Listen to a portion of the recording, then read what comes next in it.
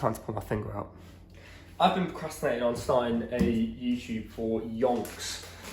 I mean, I've got videos of me up on a mountain in Wales about 4 years ago saying, "Hi guys, welcome to my first YouTube video."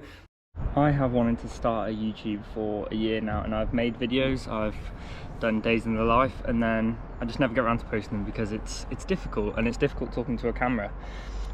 And I've done that so many times throughout the years of me recording YouTube videos of me training, loads of things like this. Honestly, for the last 4 years, I've probably recorded this video, welcome to my YouTube, 10 times. What is today's video going to be? Just never got around to posting it. But I've just got off my check-in with Mike, who's my business mentor, and he says, the YouTube is going to help, the YouTube, I sound like an old fella being like, the web. Having a YouTube is going to help show a little bit more of me, talk a little bit more, and also I wanted to start one to show my training, behind the scenes of the business, the last stretch of my degree, and also just living with Evie in a house, because I don't know, it's hard to show that on Instagram. So I'm going to start one. This is the first one.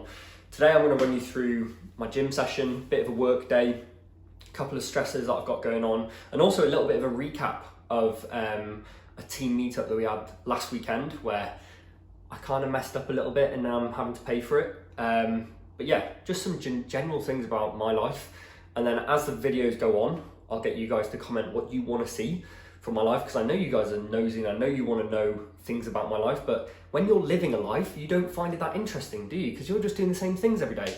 So yeah, I'll leave it up to you guys, but it's mostly going to be fitness advice, general day in the life shiz, and behind the scenes of the business as well. So I hope you're excited, because I definitely am.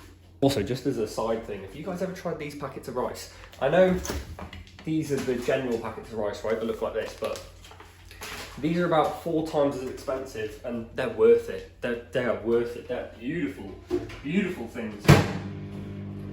But the POA for today is, I woke up this morning, I jumped on the spin bike, which I know super out of character for me, but this is a bit of a side tangent. It's because I went to jiu-jitsu last night, and I did 20 minutes of rolling, and I was sick in the toilet because I was that unfit. I'm a little bit ill at the moment, but also I was that unfit that I got gassed out. I started sweating, I went white, and I threw up and almost fainted in the toilet. I'm not having that. So I did 20 minutes on the spin bike this morning, and I'm going to be doing those cardio sessions 3 times a week on top of jiu-jitsu twice a week, and I'm going to get that motherfucking guy back. I'm not a stubborn fella, but I don't like being unfit and not being able to do something, so I'm fixing that. But plan for today is I'm going to have my lunch now, which is the most boring bodybuilder meal that you could literally ever think of, chicken and rice, but jazzed up a little bit with this. Where's Evie put my sauce? Oh my god. Oh, my baby. Here it is. Some of this on there. This shit. Beautiful. And some with some fancy veg and stuff as well, just because it digests well. Nice pre-workout meal. I usually don't like training with food, but my routine's a little bit out of whack at the moment because I just came back from holiday. So chicken and rice is about to go down. Going to go and get an anterior session in, which is chest, shoulders and quads. Come back and then just do a fistful of work tonight, because I have got a fistful of work to catch up on, which I'll run you through later on in this video. Just also realised that my camera was like pointing down at like the fucking floor, so you've chopped off the top of my head for that last bit of the video, but hopefully you'll still be able to see me, and you know, the quality's only going to get better as these videos go on. But I know that after saying I'm having chicken and rice for lunch, there's going to be a load of guys in the comments that are like, oh, he's such a bodybuilder, typical type, eating the same boring meals every day. You will have seen from my Instagram that I'm quite against meal plans, and people don't understand why. They think, or they don't understand why I'm against them. Okay, so let me just explain a little bit. These kind of foods, I would recommend eating this kind of food. It's simple, it's not some random Instagram recipe that you're never gonna cook again, and it's not taking me hours to make. It's quick, simple, digests well, tasty, and I can eat like this for the rest of my life. My problem is when there's a set meal plan on an Excel spreadsheet that's telling you exactly how to eat, because it's just like, it's exactly the same as when you guys were back in school. You fucking hated school dinners. You hated school dinners, being told exactly what to eat. Oh, not the beef stew again. Oh fuck, I hate that. I always get stuck in my teeth. But then as soon as you come out of school and your nutrition's gone to shit, you're now like, oh, give me a meal plan. That would fix everything. It won't. Because what happens when you have a date night? Are you really going to take a Tupperware tub out to the restaurant? Your missus is ordering a T-bone steak and you're sat there pulling out a Tupperware with some salad in it going, this is nice, isn't it? it just doesn't quite fit in. It doesn't work, and it doesn't work long term. Short term, hell yeah, such quick results, right? Guys, and I've spoken to so many people in my DMs. This is why I'm so passionate about this, right? Guys that say, yeah, I followed a meal plan for 4 months. I got sick of what I was eating. Now I'm not even tracking my nutrition and I've given up on the gym. Fucking hell, it shouldn't be one or the other. It should be, you should have built habits during that time so that you can carry on hitting your protein, carry on controlling your body weight, controlling your body composition without having your life ruled by an Excel spreadsheet. I understand that. I mean, I'm not completely against them because towards the end of my competition prep last year, I followed a meal plan. On the last 4 weeks of dieting, I was eating the same thing every day anyway. And with my diet at the moment, when I've got nothing going on, I'm eating the same shit every day. Me and Evie just rotate certain meals every couple of nights. My breakfasts, Rice Krispies or cereal, and a protein shake and 2 coffees.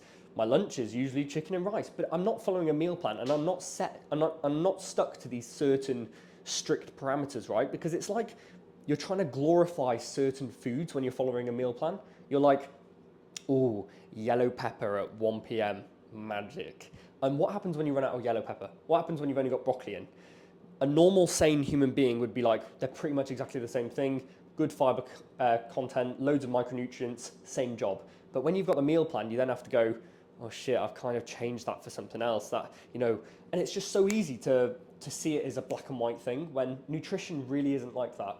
So we're not completely against them, but they're not our first port of call. We would rather teach you about nutrition tracking before you go and follow a meal plan. Because the second thing is, if you work with a coach and he gives you a meal plan, as soon as you stop working with him, are you going to carry on eating to the meal plan? No chance. There's nobody there holding you accountable, right? It's so easy for you to drop it. You'll drop it quicker than a fucking hot potato. If you've got habits built in as to how to control your intake, how to get protein in, what kind of foods you enjoy eating, they're going to stick around for life. It's a much more sustainable way of going about things. But yeah, the next time you'll see me, I'll probably be driving in my car on the way to the gym. And I hope I remember to show you what a cluster set is, because I've had a couple of my clients this week pecking my head off saying, oh, you've never really explained what a cluster set is. Even though in their setup videos, I put it in every single one. If they've got a cluster set going in, I've explained it. They just haven't listened properly. But extreme ownership and all that, it's my fault. I haven't explained it properly. But I'm going to go through it in this YouTube video so that they can watch it and understand what a cluster set is, and even give them an example of me doing it, because today I think I've got a cluster set on the leg extensions today, which is probably the worst cluster set on the planet, but it should be good fun for you to watch. My favorite thing about these rice packs as well is how they come out in like a perfect brick. I feel like there's some like futuristic robot from the future that's delivered me like a carb brick. Do you know what I mean? Like in one of those films, like what's it called, Blade Runner, and he like presses a button and it like gets delivered down, and the robot's like, here is this meal perfectly catered towards your nutritional needs. I don't know if it's just me, and I know that's a really weird thing to say, but that's another reason why I absolutely love these rice bricks. Man, the smokiness from the sauce, and I know chicken and rice gets shat on because it's seen as over restrictive, but I would be eating this. I'm eating this because I want to. Right, just look at that. Fucking beautiful, mate. Beautiful. Right, we just arrived at the gym, and one thing I was going to say is I'm not going to record my full session and talk you through every moment of it, simply because I'm selfish and I value my training too much, right? Wait a second, I'm thinking it's a bit blurry on the camera. Yeah, I reckon that's better. Yeah, if I'm stopping every 2 seconds just to record a set, it takes so much out of my session. So I'll record the exercises themselves, put that on. I might voice over them afterwards or get some little tidbits in while I'm actually doing my sets, but recording everything and talking through every movement would just kill the session for me. And as much as I value you, I value my training more.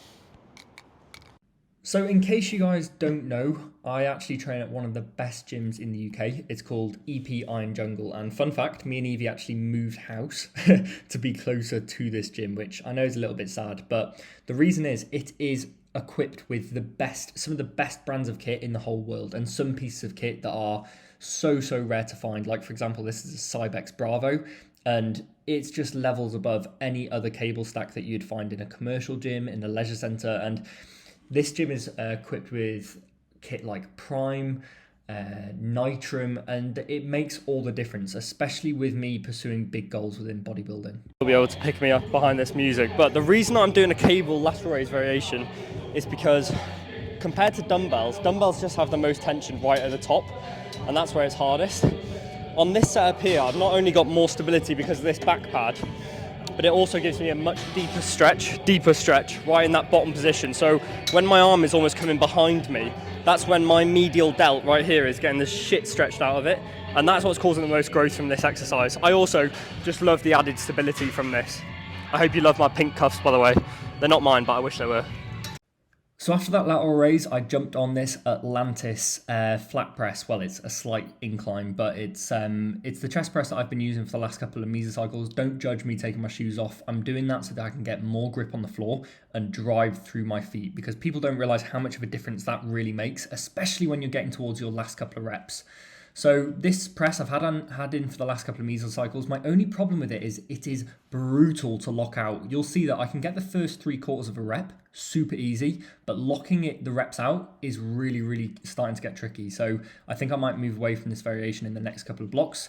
But I've also hired a new coach, and I'm awaiting his programming as well. So I think in my next YouTube video, I'll run you through what that plan looks like and what my new split looks like as well. After that incline chest press, I jump on one of my favorite machines that I've ever used. This is the Cybex pivot press. Now, what makes this so special and different to other leg presses is, number one, it's about 20 grand. No, well, that is a big difference. But if you look at the foot plate, you'll see that it actually pivots on the way down. So for people that have got really tight calves, or they don't have a lot of ankle mobility, they don't have a lot of dorsiflexion, this machine is amazing because it takes away the need for that, and the foot plate actually accommodates you to get deeper than you normally would without being restricted by your heels coming off the plate. So it's just amazing. This variation, even though my feet are quite low, this is pretty much hitting my glutes most, and for 2 or 3 days after using this machine, I swear to fucking God, I cannot even sit down. The idea of sitting down hurts. Right, you will have seen me now go through my lateral raises, chest press, and literally one set on that leg press because it is so brutal. But this is the cluster set that I was talking about earlier. So plenty of my clients have been this week like, oh, I know what a cluster set is. You do a set, you take a couple of minutes rest, and then you go back into your next set. That is not the purpose of a cluster set. The purpose of a cluster set is to get a load of high intensity volume in quickly with a short rest period. I'll admit it, it's probably not the best way of stimulating growth, right? What's most optimal is probably resting a little bit longer and getting better performance. But cluster sets are hella fun, they're evil. A lot of my clients hate me for them, but they're a really quick way of getting that volume in, especially when I've already taken care of my main compound, like the leg press. It's perfect to do on an exercise like a lateral raise, a leg extension, a hamstring curl. It's really fun, and it's just quick. It's just way quicker than doing straight set. I'm gonna speed these sets up, but you'll notice I'll do my first set, probably get around 17 reps. I'll take 3 deep breaths, and then I'll go straight back into my next set after that. And then I'll repeat that until I've reached a total of 30 reps. So 2 things that I do on the leg extension that I don't see enough people doing is using wrist wraps and also a seat belt. So you'll see at the end of this sped up set here that to get out of this, I actually have to unwrap my wrist wraps and take off the seatbelt. The reason I use the seatbelt is on a machine like this, when you are using loads that are anywhere near your body weight, the force that is pressing down on your shins will actually it'll make your hips come up as almost like the other side of the seesaw, right? It'll try and flick your hips up in the air. The seatbelt is there to keep my hips locked in so that there's no movement, there's no loss of energy, and there's no other things getting involved. You can see me tightening it here. And then I use my wrist wraps on top of that, right? The second reason I use those 2 things is we both know that at the end of a leg extension set, you're wanting to get the hell out of there. The seatbelt just means that I'm fastened in there and I can't get out, right? I can't get out. But yeah, the really cool thing about this piece of kit here is you'll see it's a Prime piece of kit. Now, the beautiful thing about Prime kit is you can actually adjust the resistance profile on it. So I can decide where I want to place the most tension within the range of motion. So, for example, at the moment, my quads are in the most stretched position. I could choose to load that really heavily and then make it drop off towards the top, or I could do vice versa and make it really heavy at the top when I'm trying to lock it out. And I use this machine twice a week. Once I bias the lengthened position, and once I bias the shortened position. I actually like biasing the shortened position before my hack squats just to get my knees warm, and I like biasing the lengthened position after my leg press simply to fucking toast my quads, as you can see here, which I've done. So to finish off this session, I won't bore you with too many details, but I went back over to the Cybex Bravo. I did some tricep extensions using the tri-grip rope, which just again is levels above the kind of rope that you'd find in a leisure center. It's like the grips like hug you back, feels real good. And then some overhead extensions as well, just to hit my triceps in every possible way I can. But actually speaking to my new coach as well, he thinks we need to put more of an emphasis on arm work and bring it up the priority list. So I think I'm going to be training arms a lot more in the next couple of months, which I absolutely hate training arms and I'm not looking forward to it. But if it has to be done, it has to be done. After that arm work, I actually went into cable ab crunches. This has been a staple ab movement for me for absolutely years. The thing that I find funny about this exercise as well is if you go into a leisure center, you'll notice that it's one of the exercises that they've got as banned. I don't know why. Why is this exercise so dangerous? Why do leisure centers and commercial gyms think that this is going to break their equipment? I don't get it. If you know the answer, please comment it below. So post-session, I thought it'd definitely be worth giving you guys a quick physique update. You may have been following my Instagram and you'd know that I've come out of a competitive season last year and I'm currently in a gaining phase. Body weight is at around 85 kilos and the heaviest that I've ever been is 95 kilos. So we've still got a long way to go in this gaining phase, but this is definitely the most muscle I've ever held by a long shot. So here are my competitive photos that are the ones that I'm judged on when I do jump on stage, or a couple of them anyway. So to talk you through these poses, this is the front relaxed pose. Now as you can tell here, my lats are a fucking strong point, but I need to work on my chest in that pose and also my legs, which obviously I've hidden here because they're tiny. Side poses, my chest weakness is just exposed a little bit there as well, and delts as well. Here, back is a very strong point, but arms lacking a little bit. So these are the main areas that I'm working on over the next couple of months. Arms, delts, and legs. With legs, the priority is quads, but yeah, I'm looking forward to it actually because I love training quads. Well, we are back from the gym and something unbelievable has happened. This is the second bloody tripod I have bought, and the same thing has happened to this one that happened to the last one, right? Check this out. I've stamped on one of the legs and it snapped.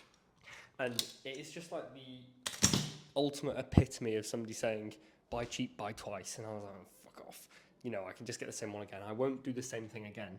But what it was I was trying to like push the tripod down and pull my phone up. And as I stepped on the tripod leg, it is snapped in half.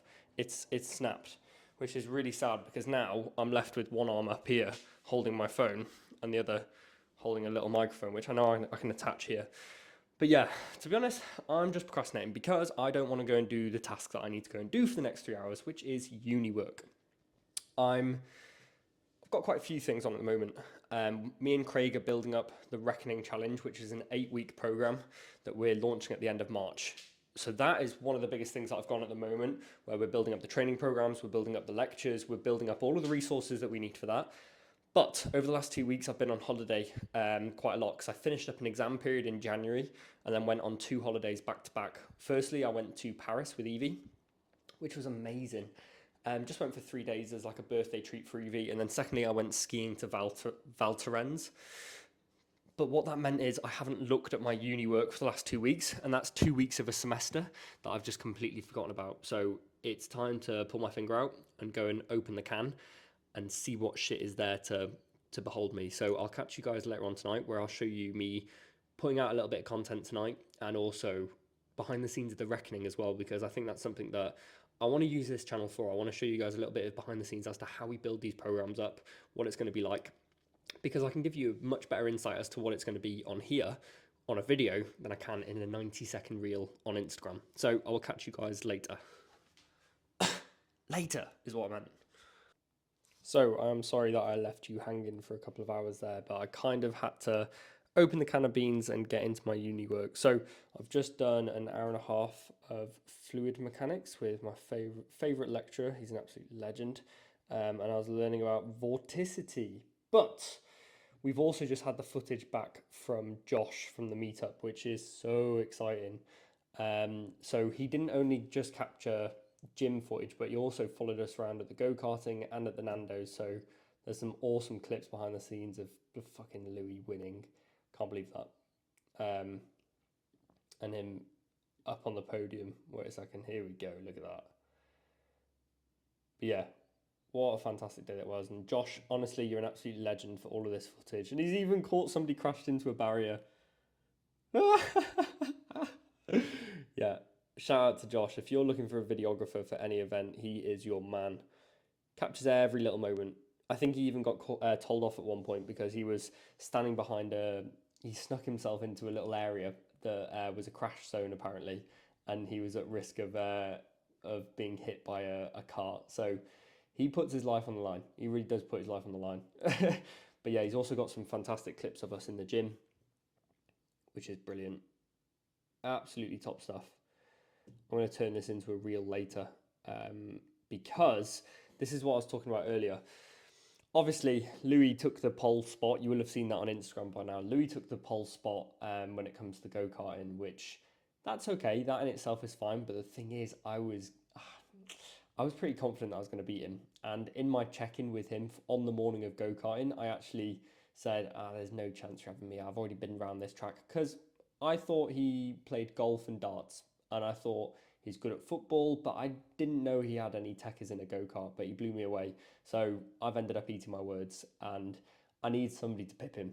I need someone to beat him at the next event. It can't be him again. If he wins twice in a row, we'll never hear the end of it. So I've been telling people on social media to drop me a message if you're any good at go-karting, because the top prize, and this is a subtle plug, the top prize for the Reckoning is a free ticket to our next team event. So we're going to go karting again, and I can't have him win it twice. So if you're ready to smash 8 weeks of a fitness challenge where, you know, we're not going to let you miss a training session, we're not going to let you miss a day's tracking, you'll get in fucking great shape, you'll pack on a load of muscle, you'll learn a lot as well. But most importantly, you'll get a free ticket to our team event where you can come and beat Louis so that he doesn't have that smug look on his face and he doesn't post it all over social media. I'm only joking. But yeah, if you want to get involved, drop me a message on here or on Instagram probably, because that's where I'll reply more often. But yeah, it's called The Reckoning. Any details, drop me a message over on Insta.